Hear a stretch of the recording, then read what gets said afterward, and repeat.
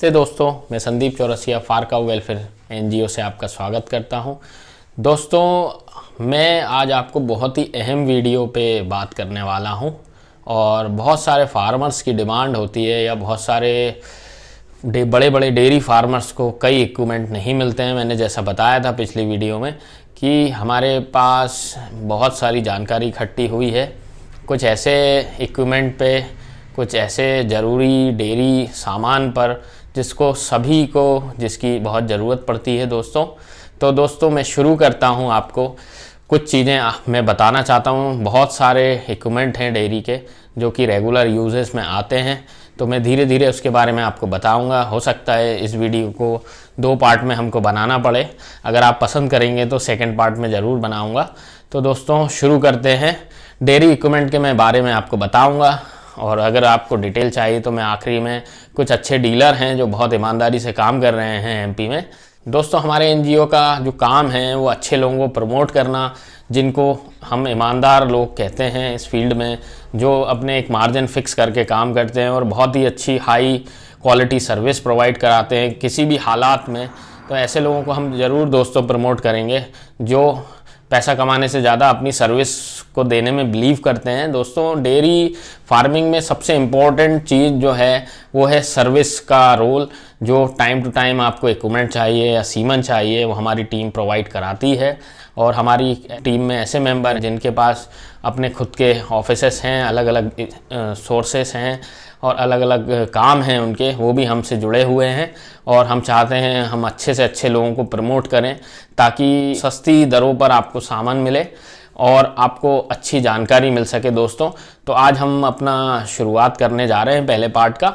तो दोस्तों, कई फार्मर्स के हमेशा रेगुलर रिक्वायरमेंट रहती है काफ फिटिंग बॉटल। काफ फिटिंग बॉटल दोस्तों हर फार्मर्स की रिक्वायरमेंट है, एक बेसिक ज़रूरत की चीज़ है काफ फीडिंग बॉटल, जिसमें छोटे बच्चों को मेजरमेंट के द्वारा दूध पिलाया जाता है। जैसे हम बात करते हैं, अगर आपका काफ जो नया आया है वो 30 किलो का आया है तो उसके हिसाब से उसको 3 किलो दूध की रिक्वायरमेंट पर डे रहेगी जब तक कि वो खाना नहीं खाता है या भूसा चारा दाना नहीं खाता है।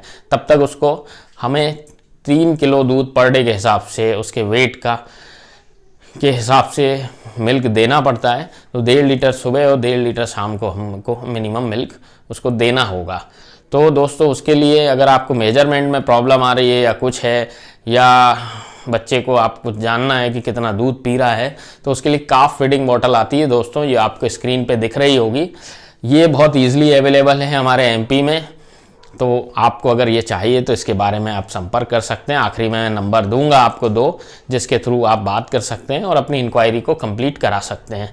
और बहुत ही इंपॉर्टेंट चीज़ है दोस्तों काफ फिटिंग बॉटल। बहुत बड़े बड़े फार्मर्स को भी ये मिलता नहीं है, कहीं से भी बड़े परेशान होते हैं कि कहाँ से मंगाएं, पंजाब से मंगाएं, यहाँ से। लेकिन आपको जानकारी देता हूँ दोस्तों कि हमारे एमपी में बहुत ईजिली अवेलेबल है ये और बहुत आसानी से मिल जाती है। अब आ जाते हैं दूसरा दोस्तों, मैट।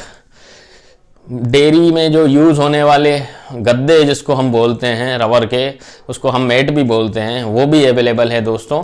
कहीं परेशान होने की ज़रूरत नहीं है। हमारे एमपी में भी आज बड़े से बड़े, हरियाणा हुआ, पंजाब हुआ, वैसे अवेलेबल सारी चीज़ें हैं। लोगों को पता नहीं है, इसलिए हमारा हम माध्यम है लोगों तक पहुँचाने के लिए दूसरे लोगों की बातें, और डेयरी फार्मर्स को भी समझ में आना चाहिए कि कहाँ हमारे एमपी में जब चीज़ें अवेलेबल हैं तो हम आसानी से अपने एमपी के लोगों से ही उसको परचेस करें। तो दोस्तों, मैट के बारे में बताया। मैट की उपयोगिता आपको बता देता हूँ। थनों में कम प्रॉब्लम आती है, चोट लगने का खतरा कम होता है, गंदगी बहुत कम होती है और पशुओं को बहुत आराम मिलता है दोस्तों। हम भी अपने फार्म में हर एनिमल के आगे मैट लगाते हैं ताकि उसको पूरी सुख सुविधा मिल सके, इसलिए मैट की आवश्यकता बहुत ज़्यादा होती है दोस्तों। अब दोस्तों हम आ जाते हैं, मैंने भी कई बार चीज़ें सुनी थी, मुझे भी पता नहीं था, लेकिन कुछ लोगों से मिलने के बाद पता चला डेयरी इक्विपमेंट कितना इंपॉर्टेंट चीज़ें हैं, या डेयरी में यूज़ होने वाली छोटी छोटी चीज़ें बहुत इंपॉर्टेंट हैं जो इसके बारे में हमको जानकारी नहीं है, या यूज़ कर सकते हैं हम लेकिन हमको पता नहीं है कि वो मिलती कहाँ है। तो इसी कारण मैं आपके लिए ये बहुत ही इंपॉर्टेंट वीडियो डेयरी इक्विपमेंट से रिलेटेड लाया हूँ और आपको जानकारी दे रहा हूँ। तो दोस्तों, हमारी अब तीसरी चीज़ आ जाती है मेजरमेंट टेप। दोस्तों बहुत ही ज़रूरी पार्ट है। जब बच्चे आप तैयार करते हैं तो आपको पर डे या पर वीक उनका वेट लेना बहुत ही अनिवार्य है। तभी आपको पता चलेगा कि आपके बच्चों का वेट बढ़ रहा है या कम हो रहा है या स्टेबल है। तो उसके लिए आपको बहुत भारी मशीन नहीं खरीदनी है। आपको मेजरिंग टेप जिसको हम बोलते हैं, जिसमें वेट लिखा होता है, आपको स्क्रीन पे दिख रहा होगा, इस टाइप से टेप आता है। इसका मेजरमेंट आप बहुत ही ईजी नाप के ले सकते हैं उस टेप से कि आपका बच्चे का वेट आज कितना बढ़ा या एक हफ्ते बाद कितना हुआ। क्योंकि दोस्तों अगर आपको काफ तैयार करना है तो उस काफ को तैयार करने के लिए सबसे इंपॉर्टेंट है दोस्तों, पर वीक वेट आपको लिखना होगा, अपनी डायरी में नोट करना होगा, ताकि आपको पर डे अपने फार्म में जो बच्चे पैदा हुए हैं उनमें कितनी ग्रोथ हो रही है इसका पर डे आपको पता चलेगा, पर वीक आपको पता चलेगा, पर मंथ आपको पता चलेगा कि जो भी आप फीड दे रहे हैं वो कारगर है या नहीं, या उस बच्चे में प्रॉब्लम है, उसमें कोई इलाज की ज़रूरत है, तो आपको बहुत आसानी से वो पकड़ में आएगी, ताकि आपके बच्चे बहुत जल्दी तैयार होंगे। इसके लिए दोस्तों ये बहुत ही इंपॉर्टेंट चीज़ है कि काफ फीडिंग बॉटल, दूसरा मेजरिंग टेप, तो मैट बहुत ही कमाल की चीज़ें हैं दोस्तों। अब हम आ जाते हैं चौथा हमारा जो पार्ट है। जब हमारे फार्म में छोटे बच्चे पैदा होते हैं तो हमें सबसे बड़ी समस्या आती है सींग की, कि उनके सींग उगेंगे तो कहीं चोट ना लगा लें, कई बार सींग फंस जाते हैं दोस्तों, बहुत प्रॉब्लम आती है, एनिमल बहुत तकलीफ में होता है। तो अभी ट्रेंड जो चल रहा है दोस्तों, अभी नई टेक्निक जिसको हम बोलते हैं, उसमें सींग की जगह नहीं है डेयरी फार्म्स में, इसलिए सींग को तुरंत ही डीहॉर्न कर दिया जाता है, जला दिए जाते हैं, जिसको हम बोलते हैं सींगों को जला दिया, या डॉक्टर को ढूंढते हैं। तो दोस्तों इसका बहुत ही अच्छा उपाय है डीहॉर्नर पेस्ट, बहुत ज़रूरत है।